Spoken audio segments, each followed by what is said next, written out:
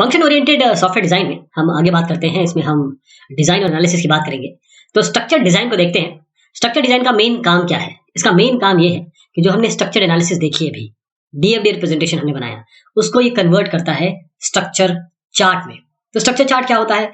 Structure chart एक बहुत ही important, मैं यहाँ पर एक वर्ड कहें या फ्रेज इंट्रोड्यूस कर रहा हूं, वो है software architecture. Structure chart represent करता है आपके सॉफ्टवेयर आर्किटेक्चर को, जिसमें जितने मॉड्यूल्स है वो दिखाए जाते हैं। मॉड्यूल्स के बीच में डिपेंडेंसी दिखाई जाती है, यानी कि मॉड्यूल कौन सा मॉड्यूल किसको कॉल कर रहा है। इसके अलावा आपको जो मैसेज पासिंग है इन मॉड्यूल्स के बीच में वो दर्शाया जाता है। स्ट्रक्चर चार्ट बहुत इंपॉर्टेंट है। अब स्ट्रक्चर चार्ट को रिप्रेजेंट कैसे करेंगे? रिप्रेजेंटेशन इसका यह है, हम आगे देखते हैं, लेकिन इसको जान लें कि इसका रिप्रेजेंटेशन सीधा आप प्रोग्रामिंग लैंग्वेज में इंप्लीमेंट कर सकते हैं। तो मेन हमारा जो फोकस रहेगा, मेन जो हमारा इस पे ध्यान रहेगा स्ट्रक्चर चार्ट में, वो रहेगा कि आप मॉड्यूल स्ट्रक्चर कैसा है सॉफ्टवेयर का, मॉड्यूल्स का इंटरेक्शन कैसा है, और साथ में तीसरी चीज जो इसमें नहीं होती है वो है प्रोसीजरल एस्पेक्ट, यानी कि कोई फंक्शनैलिटी, कोई एक काम किस तरीके से अचीव किया जाएगा, किस तरीके से किया जाएगा, वो इसमें प्रेजेंटेड नहीं होता है। बेसिक बिल्डिंग ब्लॉक क्या है स्ट्रक्चर चार्ट के? सबसे पहले देखिएगा एक रेक्टेंगुलर बॉक्स मैं आपको दिखाऊंगा।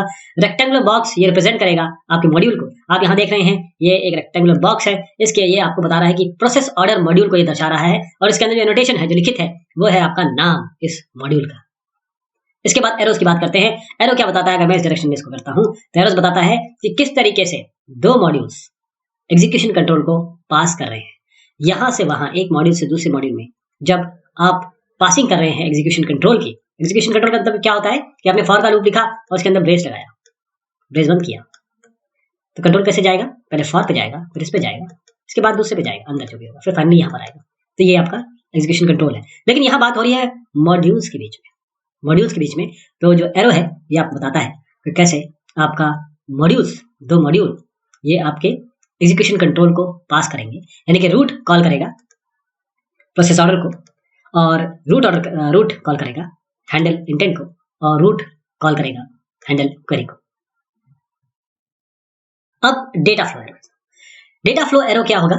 ये आपको क्या बताएगा? जैसे हमने देखा वहां पर एक एरो क्या बता रहा था। अब डेटा पासिंग जो होगी एक मॉड्यूल से दूसरे मॉड्यूल में, ये हमें बताएगा डेटा फ्लो एरो। यहाँ पर देखिए, रूट इसको इन्वोक कर रहा है या फिर रूट अपना कंट्रोल इसको पास कर रहा है, लेकिन ऑर्डर, प्रोसेस ऑर्डर रूट को भेज रहा है। ये डेटा है जो प्रोसेस ऑर्डर रूट को दे रहा है, जिसे हम इस तरीके से रिप्रेजेंट करेंगे। इसे हम कहेंगे data flow arrow. Library modules क्या होते हैं? ये ऐसे मॉड्यूल्स हैं जो हम या आपका प्रोग्राम या मॉड्यूल्स इसे यूज करने वाले हैं। इसको डबल साइडेड एज से हम दिखाएंगे, और इस तरीके से होता है। देखिए, मान लीजिए आपके पास यहाँ अलग अलग मॉड्यूल है जो सॉर्टिंग यूज कर रहे हैं, तो ये भी क्विक सॉर्ट यूज कर सकता है, ये भी क्विक सॉर्ट यूज कर सकता है। तो क्विक सॉर्ट यहाँ पर लाइब्रेरी मॉड्यूल हो गया। और इसी तरीके से ये सिंप्लीफाई करेगा जब एक मॉड्यूल कई मॉड्यूल्स द्वारा कॉल किया जा रहा है, जैसे मैंने आपको बताया। सिलेक्शन बहुत इंपॉर्टेंट चीज है। सिलेक्शन डायमंड आपको याद होगा, हमने फ्लो चार्ट में भी देखा डायमंड होता है।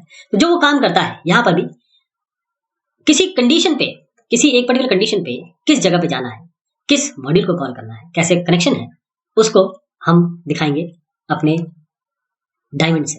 ये आपका डायमंड दिख रहा है। रूट किसी कंडीशन पे प्रोसेस ऑर्डर पे जाएगा, किसी और कंडीशन पे ये हैंडल क्वेरी पे चला जाएगा। तो ये कंडीशन जो है उसे हम रिप्रेजेंट करेंगे डायमंड से।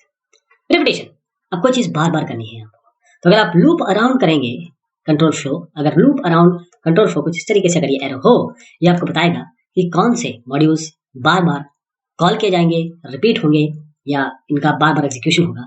इस तरीके से ये आपको बता रहा है कि रूट एक बार ही प्रोसेस ऑर्डर नहीं करेगा, एक से ज्यादा बार कर सकता है। कोई क्वेरी आती है उसको भी ये बार बार हैंडल करेगा। अब स्ट्रक्चर चार्ट, एक टॉप पे आपके रूट मॉड्यूल होता है इसमें, फिर आपके पास कंट्रोल रिलेशनशिप होती है दो मॉड्यूल के बीच में। क्या ए को बी कॉल कर रहा है, बी को ए इन्वोक कर रहा है। फिर हमारे पास एक रिस्ट्रिक्शन है। क्यों? हम अरेंजमेंट ऑफ लेयर्स चाहते हैं। इसका कारण क्या है? इसका कारण ये है कि हम लोअर मॉड्यूल, जो नीचे वाले मॉड्यूल हैं, उनको नहीं चाहते कि वो हाई लेवल मॉड्यूल जो कि मैनेजरियल काम कर रहे हैं उन्हें कॉल करें। और ये जरूरी नहीं है कि जो ऊपर वाले मॉड्यूल है वो नीचे वालों को कॉल नहीं कर सकते, वो एक से ज्यादा को भी कॉल कर सकते हैं। दो ऊपर के लेवल के मॉड्यूल नीचे के एक को कॉल कर सकते हैं। जैसे एग्जांपल देखिएगा, यहाँ पर रूट इन तीनों को कॉल कर रहा है या फिर इन्वोक कर रहा है, लेकिन वैलिडेट डेटा को एक साथ गेट गुड डेटा और कंप्यूट सॉल्यूशन दोनों ही इन्वोक कर रहे हैं। Bad design. अब मैंने जब बात की अलग अलग एब्स्ट्रैक्शन की, लेवल्स की, तो मैंने आपको बताया कि मैं ये चाहूंगा कि कभी भी मेरा जो मॉड्यूल है जो ऊपर के लेवल में आता है उसको नीचे वाला कॉल ना करें, कोशिश ये रहेगी। लेकिन इस डायग्राम में आप देख रहे हैं कि M4 चाहे M5 चाहे M6 तीनों ऊपर कॉल कर रहे हैं, इन्वोक कर रहे हैं, इन्वोक करने की कोशिश कर रहे हैं, जो कि बैड डिजाइन के अंतर्गत आता है। स्ट्रक्चर चार्ट की बात की, कुछ शॉर्टकमिंग्स भी है। पहली चीज, केवल स्ट्रक्चर चार्ट को देख के आप ये नहीं बता सकते कि मॉड्यूल किसी मॉड्यूल को एक बार कॉल कर रहा है या एक से ज्यादा बार कॉल कर रहा है। स्ट्रक्चर चार्ट को आप ये भी नहीं बता सकते कि किस ऑर्डर में मॉड्यूल्स, किस स्टेप्स में, किस सीरियल में आपके मॉड्यूल्स इन्वोक हो रहे हैं। ये आपका एक फ्लो चार्ट है, हम इससे बड़े फेमिलियर हैं। ये एक फ्लो चार्ट एक कन्वीनियंट टेक्निक होती है जिसमें हम रिप्रेजेंट करते हैं फ्लो ऑफ कंट्रोल को एक सिस्टम में।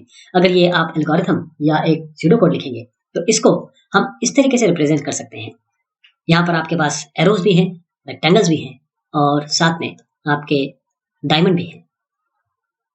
लेकिन अंतर जानना जरूरी है फ्लो चार्ट और स्ट्रक्चर चार्ट में। एक स्ट्रक्चर चार्ट फ्लो चार्ट से 3 तरीके से अलग होता है मेजर। पहला तो यह है कि बहुत मुश्किल है कि आप मॉड्यूल्स को आइडेंटिफाई करें सॉफ्टवेयर के फ्लो चार्ट रिप्रेजेंटेशन से, बड़ा मुश्किल हो जाता है फ्लो चार्ट से निकालना इसको। फिर जो डेटा इंटरचेंज है मॉड्यूल्स के बीच में, इसको आप फ्लो चार्ट से नहीं रिप्रेजेंट कर पाते हैं। उसके अलावा सीक्वेंशियल ऑर्डरिंग जो फ्लो चार्ट पे है वो स्ट्रक्चर चार्ट में नहीं होती है, तो ये स्ट्रक्चर चार्ट की कमी है। अब हम चाहते हैं कि डीएफडी मॉडल को स्ट्रक्चर चार्ट में चेंज करें। हमारे पास 2 तकनीकें हैं, एक है ट्रांसफॉर्म एनालिसिस, एक है ट्रांजैक्शन एनालिसिस। ट्रांसफॉर्म एनालिसिस में पहला जो स्टेप होता है वो ये होता है कि हम डीएफडी को 3 टाइप में या पार्ट में डिवाइड करते हैं। पहले हम जानने की कोशिश करते हैं इनपुट क्या है, फिर उसके बाद इस इनपुट पे प्रोसेसिंग क्या होगी और इस प्रोसेसिंग के बाद हमारे पास आउटपुट क्या आने वाला है। तो ट्रांसफॉर्म एनालिसिस में जो इनपुट पोर्शन है, अगर इसके बारे में बात करें तो जो प्रोसेसेस हैं जो इस इनपुट डेटा को किसी फिजिकल से लॉजिकल फॉर्म में चेंज करेंगे। यानी कि एग्जांपल देता हूं मैं, अगर इसको समझ में नहीं आया आपको तो आप एक टर्मिनल से कैरेक्टर रीड कर रहे हैं और उसको स्टोर कर रहे हैं किसी टेबल या लिस्ट में।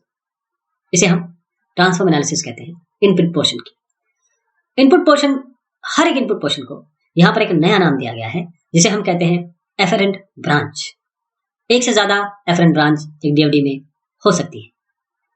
उसके बाद आउटपुट पोर्शन की अगर बात करें तो आउटपुट पोर्शन जो डीएफडी का है, इसमें ये क्या करते हैं ट्रांसफॉर्म एनालिसिस कि ये आउटपुट डेटा को किसी लॉजिकल फॉर्म से किसी फिजिकल फॉर्म में तब्दील करने की कोशिश करते हैं। इसका भी एग्जांपल लीजिए, किसी लिस्ट या एरे से आप आउटपुट कैरेक्टर जनरेट करना चाहते हैं, ये आपका आउटपुट पोर्शन है और हर एक आउटपुट पोर्शन जैसे कि एक इनपुट पोर्शन एफरेंट ब्रांच ही कहलाता है। इसके बाद जो बाकी पोर्शन है डीएफडी के, उन्हें हम कहते हैं सेंट्रल ट्रांसफॉर्म। हम स्ट्रक्चर चार्ट बनाते हैं फंक्शन कंपोनेंट के। कैसे? हमारे पास 3 चीजें आ गई हैं, सेंट्रल ट्रांसफॉर्म, एफरेंट ब्रांच जो कि हमें इनपुट से मिल रही है और एफरेंट ब्रांच जो हमें आउटपुट से मिल रही है।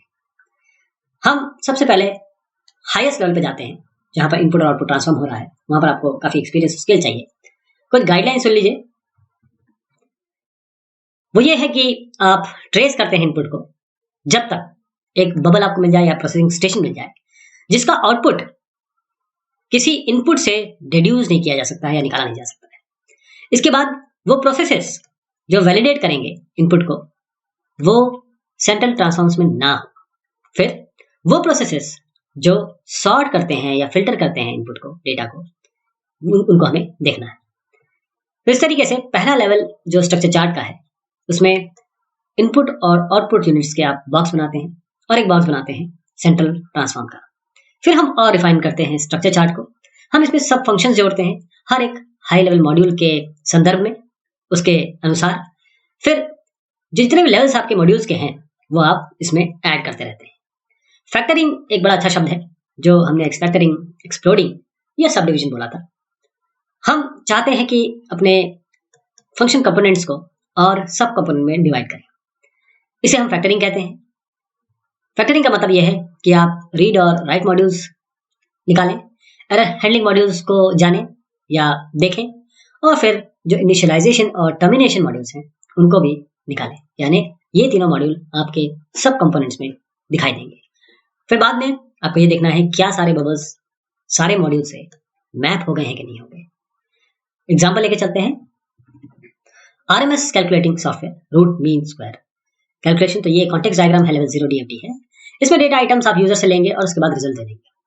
अब हम जो कर्सरी एनालिसिस, जो प्रॉब्लम डिस्क्रिप्शन की मैंने आपको बताया, उसमें हम आराम से देख सकते हैं कि ये कुछ काम कर रहा है, इसको कुछ काम करना आवश्यक है इस कैलकुलेटिंग सॉफ्टवेयर को या फिर इसके डीएफडीज को। पहले तो ये है कि ये 3 या जो भी नंबर है इनपुट करेगा, वैलिडेट करेगा इन नंबर को, उसके बाद रूट मीन स्क्वायर कंप्यूट होगा, उसके बाद रिजल्ट का डिस्प्ले होगा, प्रेजेंटेशन होगा। तो अगर आप इन तीनों को और डिवाइड करें सब कंपोनेंट में, तो ये देखिए डिस्प्ले का अलग बन गया। रीड, जो डेटा आइटम्स आ रहे हैं उसको पहले रीड करेंगे, वैलिडेट करेंगे, ये अलग पार्ट हो गया, और ये अलग पार्ट आपका चल ही रहा है जो कंप्यूटेशन ऑफ आरएमएस है। तो हमने लेवल 1 डीएफडी देखी, इसमें हमने देखा कि हम जो नंबर रीड करेंगे और उसको वैलिडेट करेंगे, ये एफरेंट ब्रांच है, इसे हम एज अ एफरेंट ब्रांच देखेंगे और फिर हम इसको डिस्प्ले करेंगे एफरेंट ब्रांच की तरह। तो उसी को अगर मैं चेंज करूं तो यहाँ पर मैं रूट देख रहा हूँ, यहाँ पर मैं एरो दिख रहा हूँ, और ये जो good data compute solution display solution good get good data में जो मैंने 2 भाग बनाए वो एफरेंट ब्रांच थे, उनको मैंने यहाँ पर दर्ज किया। इन दोनों को मैंने अब यहाँ दर्ज किया। तो इस तरीके से आप इसको बनाएंगे एक आरएमएस कैलकुलेटिंग सॉफ्टवेयर, जिसको हमने स्ट्रक्चर चार्ट में तब्दील किया। टिक टैक टो प्रोग्राम ह्यूमन और कंप्यूटर के बीच में होता है। आपको कॉन्ग्रेचुलेट करना है कोई जीतेगा और उसका ड्रॉ बता देना है अगर कोई दोनों में से कोई 3 कंसेक्यूटिव मार्क्स डालने के बाद भी नहीं जीतता है। तो इसके लिए ये आपने पहले भी देखा है, कॉन्टेक्स्ट डायग्राम है, ह्यूमन प्लेयर है, ये मूव करेगा, मतलब अलग अलग मूव्स चलेगा इस सॉफ्टवेयर के लिए, और जो रिजल्ट होगा वो डिस्प्ले होगा ह्यूमन बीइंग को। Level 1 DFD. अब हमने क्या किया कि अलग अलग चीजों में इसको डिवाइड कर दिया। ये वैलिडेट करना है आपको, मूव सही है कि गलत है, डिस्प्ले बोर्ड अलग हो जाएगा, चेक विनर ये रिजल्ट यहाँ पर देगा, और फिर प्ले का जो मूव है वो बोर्ड पे आपको, ये जो बोर्ड है इस पे आपको क्रॉस गोला इस तरीके से आपको हॉरिजॉन्टली, वर्टिकली या डायगोनली शो करना है। तो उसके रिस्पेक्ट में हमने ये लेवल 1 डीएफडी बनाया। तो स्ट्रक्चर चार्ट क्या होगा, इसी से यहीं से निकाला हमने। स्ट्रक्चर चार्ट क्या बनेगा, वो इस तरीके से बनेगा कि गुड मूव को चेक करने के लिए हमारे पास 2 ही आ जाएंगे। कंप्यूट गेम के लिए आपको हर बार में प्ले का मूव देखना है और फिर देखना है कि क्या 3 एक जैसे क्रॉस या गोले हॉरिजॉन्टली, वर्टिकली या डायगोनली आ गए। तो इस तरीके से हम स्ट्रक्चर चार्ट इसका बनाएंगे। अब ट्रांसफॉर्म एनालिसिस के बाद बात आती है ट्रांजैक्शन एनालिसिस की। ट्रांजैक्शन एनालिसिस में ये बहुत यूजफुल है जब आप ट्रांजैक्शन प्रोसेसिंग देखते हैं प्रोग्राम्स में, जब डिजाइन करते हैं। तो ये ट्रांसफॉर्म सेंटर्ड सिस्टम जो करेंगे क्या, जो हर एक डेटा को इनपुट और आउटपुट साथ में प्रोसेसिंग होगी। तो ट्रांजैक्शन मतलब इनपुट की का चेंज जिस पे प्रोसेसिंग लगेगी और आउटपुट पे कुछ आएगा। तो ट्रांजैक्शन सेंटर्ड सिस्टम्स ये हो गए जो कैरेक्टराइज किए जाते हैं similar processing step for every data item, और ट्रांजैक्शन ड्रिवन सिस्टम वो होते हैं one of several possible path, जो आप डीएफडी में ट्रैवर्स करेंगे डिपेंडिंग अपॉन कि इनपुट वैल्यू आप क्या दे रहे हैं। तो ट्रांजैक्शन एनालिसिस में कोई भी इनपुट डेटा जो कोई एक्शन ट्रिगर करे, जैसे मैं आपको एग्जांपल देता हूं, मेन्यू ऑप्शन में कुछ आपने सिलेक्ट किया, डिफरेंट फंक्शंस हैं और ये हम एक टैग से रिप्रेजेंट करते हैं, और साथ में जो टाइप है उसका, जो इनपुट आ रहा है उसका टाइप। ट्रांजैक्शन एनालिसिस इस टैग को यूज करता है ताकि ये सिस्टम को 2 भाग में डिवाइड कर सके। एक तो है सेवरल ट्रांजैक्शन मॉड्यूल्स, ताकि अलग अलग जो मॉड्यूल्स हैं ट्रांजैक्शन मॉड्यूल्स, और एक ट्रांजैक्शन सेंटर मॉड्यूल। तो एक सेंटर मॉड्यूल होगा और साथ में सेवरल बहुत सारे ट्रांजैक्शन मॉड्यूल्स होंगे। तो आप देखिएगा कि आपका ये ट्रांजैक्शन सेंटर होता है, उसके साथ जो जो ट्रांजैक्शन हो रहे हैं वो यहाँ पर आएंगे। तो इस तरीके से हम ट्रांजैक्शन एनालिसिस में उसको डिवाइड करते हैं। अगर टीएस को देखा जाए, लेवल 1 है, डीएफडी है टीएस का, जो हमने पहले भी देखा। इसका अगर स्ट्रक्चर चार्ट बनाना चाहें आप तो वो कुछ इस तरीके से बनेगा, जहां तक कि ट्रांजैक्शन एनालिसिस का रेफरेंस है। तो जो चीज़ मैंने वहां बताई वहीं पे हमने अलग अलग चीज़ें निकाल के ट्रांजैक्शन जहां पर हो रहा है वहां पर इनको डिवाइड कर दिया। तो मैं समराइज करता हूँ। सबसे पहले हमने जो स्ट्रक्चर एनालिसिस है वो बड़े प्रॉब्लम की कैसे होगी वो देखी थी। उसके बाद हमने कुछ गाइडलाइंस बताई कि किस तरीके से हम एक अच्छा डीएफडी मॉडल बनाएंगे। फिर डीएफडी मॉडल इसी तो है, इंपॉर्टेंट भी है, कुछ कमियां हैं इसमें। फिर हमने स्ट्रक्चर डिजाइन की बात की। स्ट्रक्चर डिजाइन का मेन काम ये था कि डीएफडी रिप्रेजेंटेशन को ये स्ट्रक्चर चार्ट में चेंज करता है, और स्ट्रक्चर चार्ट का काम ये था कि जो मॉड्यूल स्ट्रक्चर है, इंटरेक्शन अलग अलग मॉड्यूल में और फिर प्रोसीजरल एस्पेक्ट, ये इसमें नहीं थे। स्ट्रक्चर डिजाइन में हमने देखा कि 2 टाइप की स्ट्रेटेजीज ताकि आप डीएफडी को स्ट्रक्चर चार्ट में कन्वर्ट कर सकें। उसमें हमने ट्रांसफॉर्म एनालिसिस की बात की, ट्रांजैक्शन एनालिसिस की बात की। तो ये बात हुई आपके डिजाइन की। बहुत शुक्रिया और मेहरबानी।